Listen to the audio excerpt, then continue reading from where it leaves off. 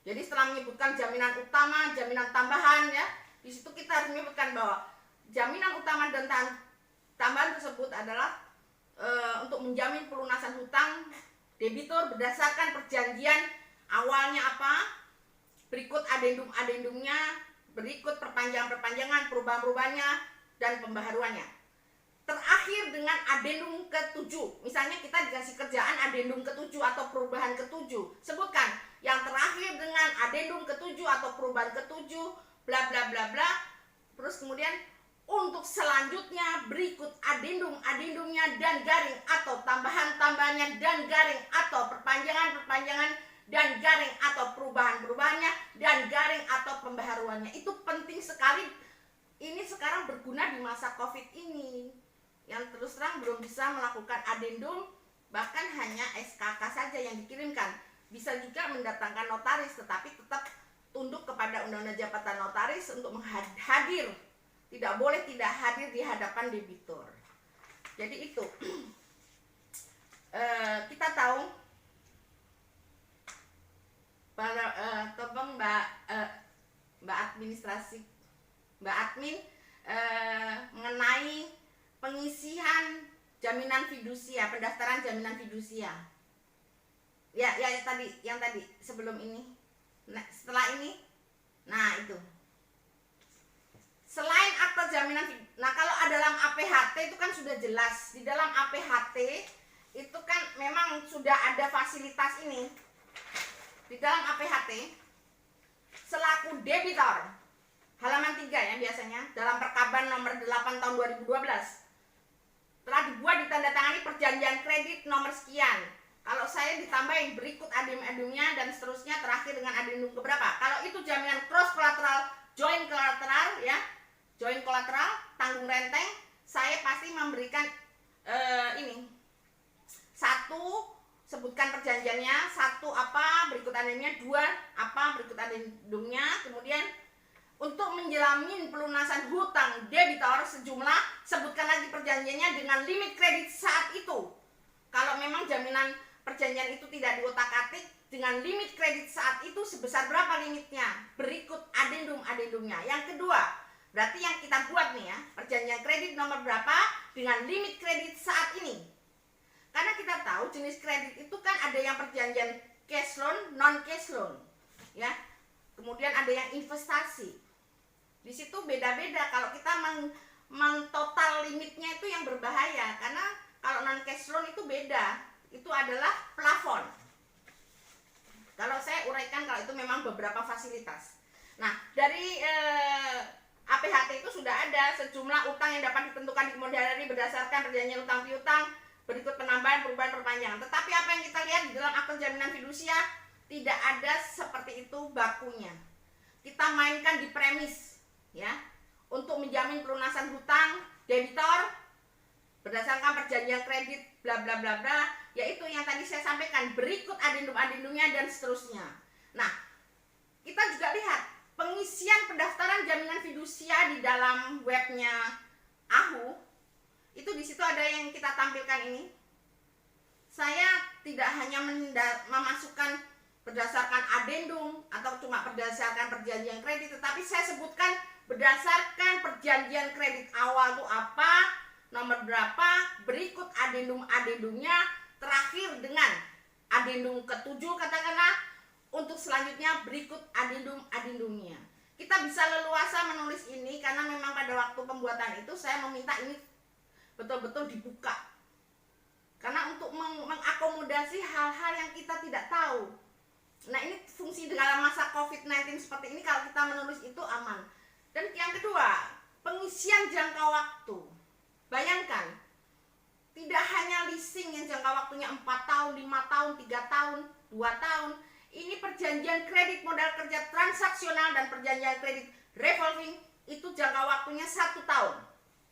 Nah, kita ngisinya hanya bisa 1 tahun, padahal itu kemungkinan diperpanjang itu bisa.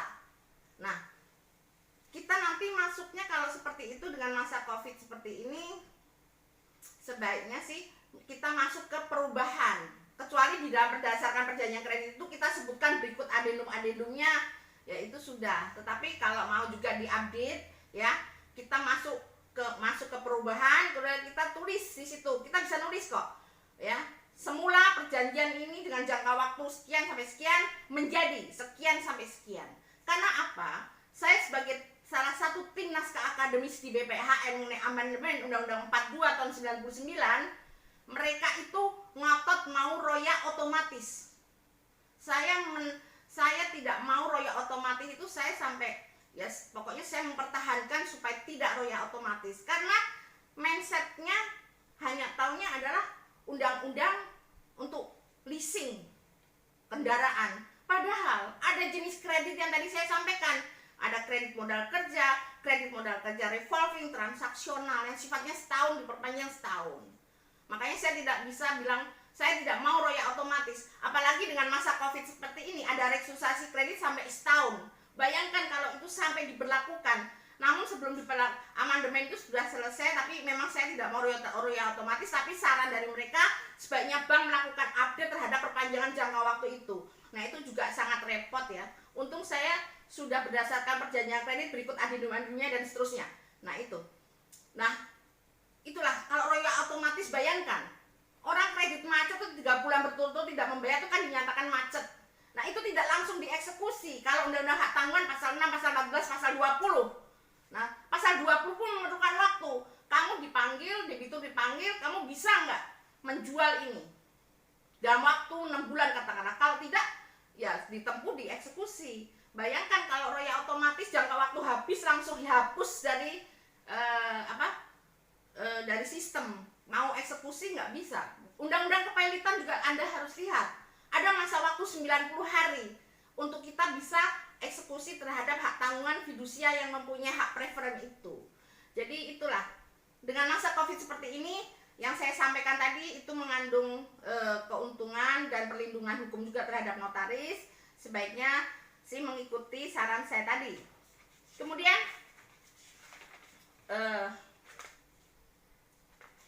dalam masa Covid seperti ini kita sebagai notaris tetap berlindung kepada Undang-Undang Jabatan Notaris ya.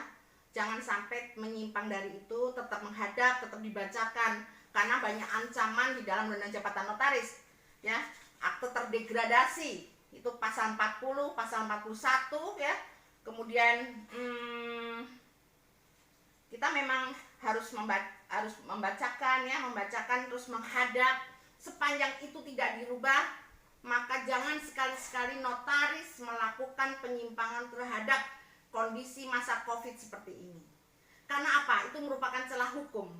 Kalau memang itu nanti dilakukan seperti itu, di kemudian hari apabila dipermasalahkan, oh itu dulu notaris itu datangnya minitnya diedarkan, tidak menghadap notaris. Nah, itu merupakan celah hukum untuk mematahkan eksekusi. Akan dibatalkan oleh pengadilan. Karena apa? Malpraktek notaris atau malpraktek profesi itu 4 unsur. 1, adanya hubungan antara notaris dengan klien, itu untuk malpraktek notaris ya.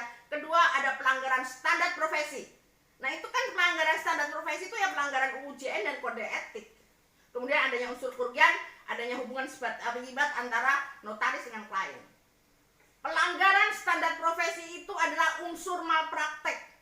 Jadi jangan sampai Anda terlibat ke sana. Ya, jadi dibuktikan dulu ini ada pelanggaran standar profesi. Oh, ada pelanggaran, tidak dibacakan, tidak hadir ya. Dan ancamannya pun terdegradasi, dan ancaman yang fatal lagi tidak bisa eksekusi karena diputuskan pengadilan adanya pelanggaran standar profesi, maka irah-irah demi keadilan berdasarkan ketuhanan yang Maha Esa itu rontok semua. Aktenya menjadi akte di bawah tangan. Kalau tidak bisa eksekusi, nanti larinya ke notaris akibatnya. Saya kira begitu.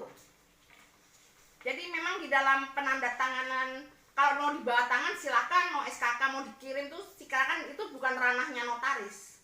Karena mereka sudah disetujui oleh tim komite dari bank tersebut.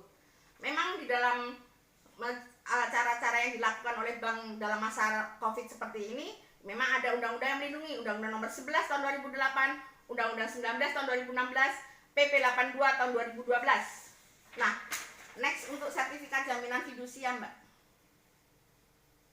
Nah, ini Anda lihat, ini hasil inputan saya yang berikut adendum-adendumnya itu munculnya seperti ini.